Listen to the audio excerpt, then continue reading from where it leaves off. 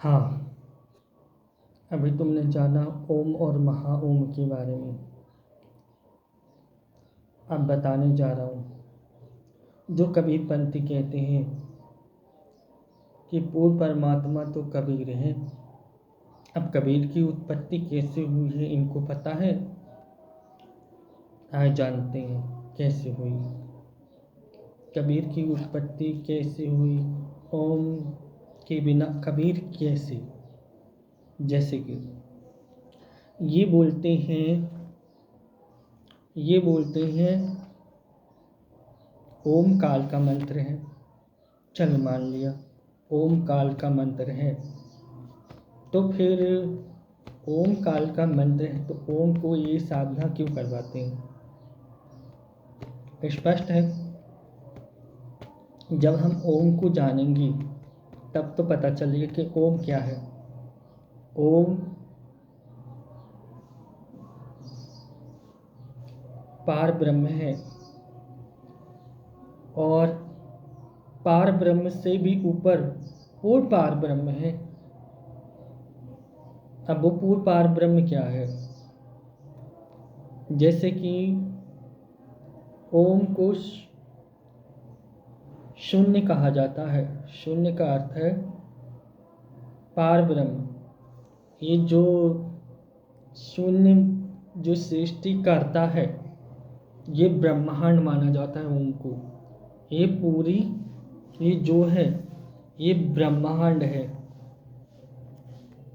ये ब्रह्मांड है, इसको पार ब्रह्म कहा जाता है। पार ब्रह्म। अब तो कहने का मतलब ये है पार ब्रह्म तो ब्रह्मा विष्णु महेश ये हो गए। अब कबीर पंथियों का पूर्ण परमात्मा कहाँ है? ये जो बिंदी लगी है मतलब इसको पूर्ण पार ब्रह्म मानते हैं। तो भाई बिना ओम तो इसका मतलब जो चांद है जो बिंदी है उसको तुम पूर्ण पार ब्रह्म मानते हो, पूर्ण ब्रह्म मानते हो। जबकि यहाँ ओम में सब कुछ दर्शा जा रहा है। ब्रह्मा विष्णु महेश और ये हो गए सतपुरुष ऊपर। तो इसका मतलब वो एक ही है। ओम के हिसाब से देखा जाए तो भी एक ही है, एक ही स्वरूप है ना। जैसे कि ये चांद को मानते, चांद के ऊपर जो बिंदी है ये चांदी को तो मानते हैं। कबीर की जो इनका पोस्टर करते हैं उनकी उसमें चांद को दिखाया जाता है। तो भाई ओम ही पार ब्रह्म है और ओम को पार ब्रह्म मानते हैं और चांद को पूर्ण पार ब्रह्म मानते हैं, पूर्ण ब्रह्म मानते हैं। तो बिना ओम की चांद की शक्ति कैसे? अर्थात ये मूर्ख बनाते हैं। जबकि ये ब्रह्मांड में ये जो ब्रह्मांड है ये पूरा ओम के अंदर है। अगर ये ब्रह्मांड ओम मतलब एक अंड है, ये ब्रह्मांड एक अंड है और उसके अंदर जो शक्ति है वो ओम है ना। जैसे कि ये मानते ब्रह्मा विष्णु महेश ये नाशवान है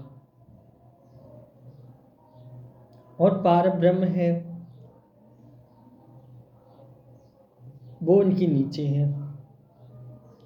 ये हो गए ब्रह्मा विष्णु महेश और ये होगा पूरा पार ब्रह्म जो बीच का निराकार है ये। और पांचवा बता देते हैं ये चांद जो ऊपर है, चांद में जो बिंदी लगी है उसे पूर्ण ब्रह्म बता देते हैं। अब ये पूर्ण ब्रह्म कैसे बताते हैं? अगर देखा जाए, अगर ओम को अगर समझा जाए तो इसमें तो इस समझ में यही आ रहा है कि जो ओम है वो शक्तियों का अकेला एक स्वामी है। मतलब कबीर भी ओम स्वरूप ही है। तो फिर ब्रह्मा विष्णु महेश में भेद क्यों? जो कबीर है ओम स्वरूप है, पार ब्रह्म है, तो एक ही ब्रह्म अनेक रूप धर के सृष्टि करता है, तो इनमें कोई भेद नहीं समझना चाहिए। जो कबीर है वो कृष्ण है, जो राम है वो कबीर है, जो शिव है वो कबीर है, उन्हीं का स्वरूप है।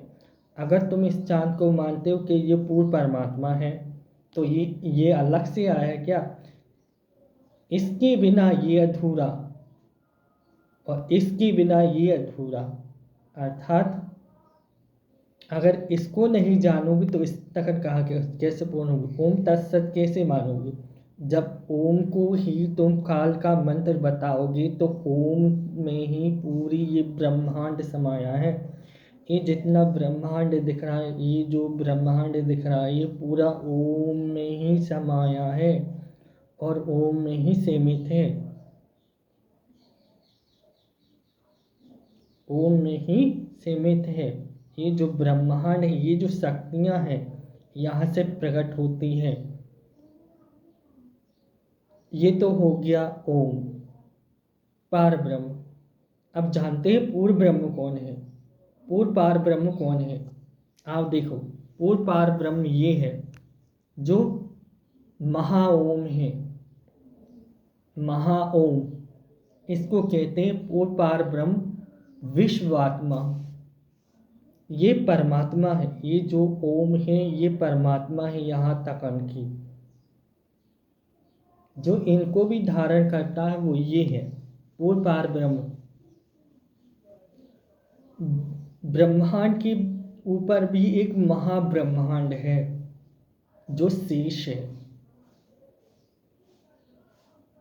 ओम और महा में कोई भेद नहीं है।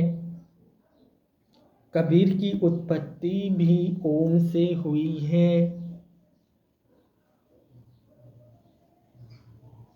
जैसे कि तुम देखो, ये सदा इसको मानते हैं, ये इसको काल मानो, ओम को काल मानते हैं। भाई जब तुम ओम को चांद को पूछते हो और जी पूछते हो तो इनमें कोई भेद नहीं है। कबीर और कृष्ण एक ही है, शिव कबीर एक ही है, विष्णु एक है, ब्रह्मा एक है, आदि पराशक्ति एक ब्रह्म स्वरूपा है। सत्य स्वरूपा आदि पराशक्ति जगत जननी है। वही सृष्टि करती हैं, वही ले करती हैं। और ब्रह्मा विष्णु और कबीर इस ओम स्वरूप हैं। ओम स्वरूप हैं, इनकी पार ब्रह्म स्वरूप हैं। पार ब्रह्म तो एक ओम है और पूर्ण पार ब्रह्म ये है जो ऊपर है, महाओम, जिसे हम महाशून्य कहते हैं। वीडियो अच्छी लगी हो तो कमेंट करें, शेयर करें और समझें। कबीर की उत्पत्ति ओम से ही हुई है। अर्थात ओम को काल का मंत्र नहीं समझे, परमात्मा और विश्वात्मा का रूप समझें।